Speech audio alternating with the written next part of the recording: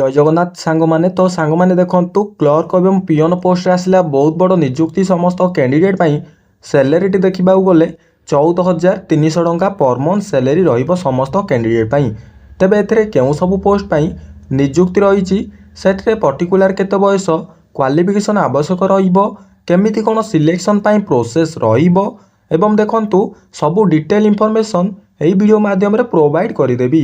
जदि एथिरे अप्लाई करबा को इंटरेस्ट रखुचंती तेबे वीडियो को संपूर्ण देखि नियंतु। वीडियोटी जदि आपण मानकु इंफॉर्मेटिव लागिबो गोटे लाइक करिवे, चैनल टी को नुआ करि आस्तिले निहाती भाबरे सब्सक्राइब करी बेल नोटिफिकेशन टी को ऑल बटन रे सेट करिवे, जा द्वारा फ्यूचर आपण माने एई भली सब गवर्नमेंट नियुक्तिर अपडेट इनफॉरमेशन प्रथमे पाई परिबे।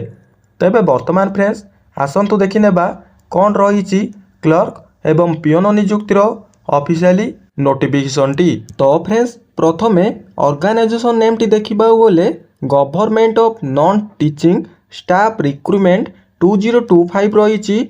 ऑर्गेनाइजेशन नेम टी देखंतु बापूजी स्पेशल स्कूल रहिबो। टाइप ऑफ जॉब टी देखंतु स्कूल जॉब टी रहिबो। कैटेगरी देखंतु गवर्नमेंट जॉब रहिबो समस्त कैंडिडेट पाई। नेम ऑफ द पोस्ट देखंतु टीचिंग पोस्ट रहउची, नॉन टीचिंग पोस्ट रहउची। एप्लिकेशन मोड टी ऑनलाइन माध्यम रे आवेदन करि परिबे। Who can apply all India रो कैंडिडेट पिला माने आवेदन करि परिबे।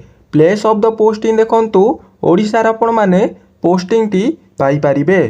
तापरे देखंतु लास्ट डेट टी 22/12/2025 रही, माने 22 डिसेंबर 2025 रही। जेंडर देखंतु बोथ मेल एंड फीमेल उभय पुरुष एवं महिला कैंडिडेट आवेदन करि परिबे।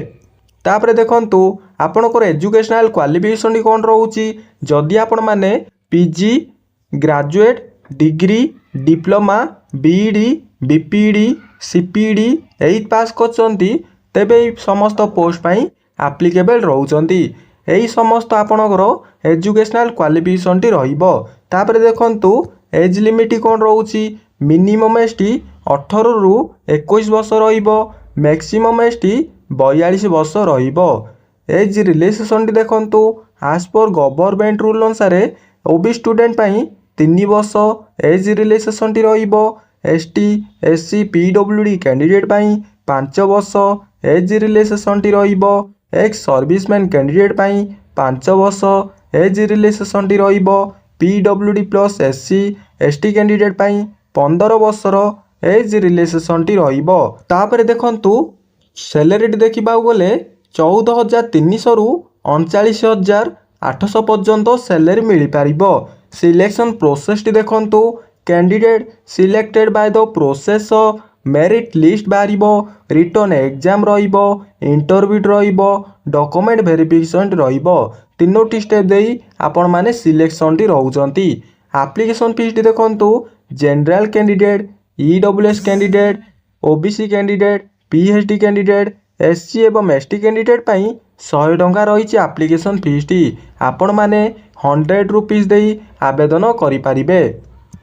तापरे देखंतु इंपोर्टेंट डॉक्यूमेंट रे 10th सर्टिफिकेट मार्कशीट दरकार रहिबो, +2 सर्टिफिकेट मार्कशीट दरकार रहिबो, ग्रेजुएशन सर्टिफिकेट दरकार रहिबो, कैस्ट सर्टिफिकेट दरकार रहिबो, आधार कार्ड सिग्नेचर दरकार रहिबो, self attached passport size photo दरकार रहिबो। इंपोर्टेंट डेट रे देखंतु अप्लाई स्टार्ट डेट टी ऑलरेडी स्टार्ट होई गलानी। अप्लाई लास्ट डेट देखंतु 22/12/2025 रही समस्त कैंडिडेट पाई।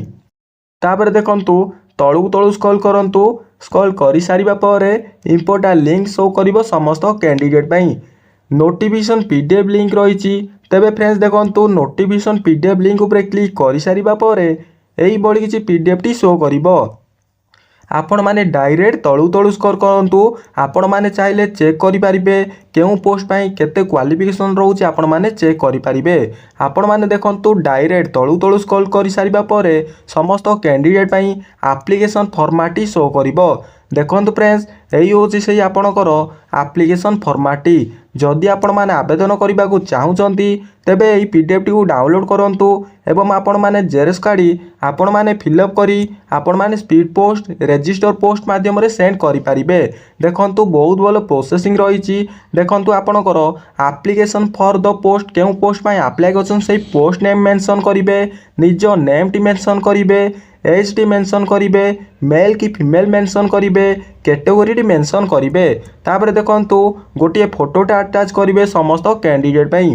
तापर देखंतु तळु तळु स्क्रॉल कले 10th सर्टिफिकेट नंबर मेंशन करिवे इंटरमीडिएट ग्रेजुएशन स्पेशल एजुकेशन माने अदर रिलेवेंट क्वालिफिकेशन जदि रही मेंशन करि पारिबे।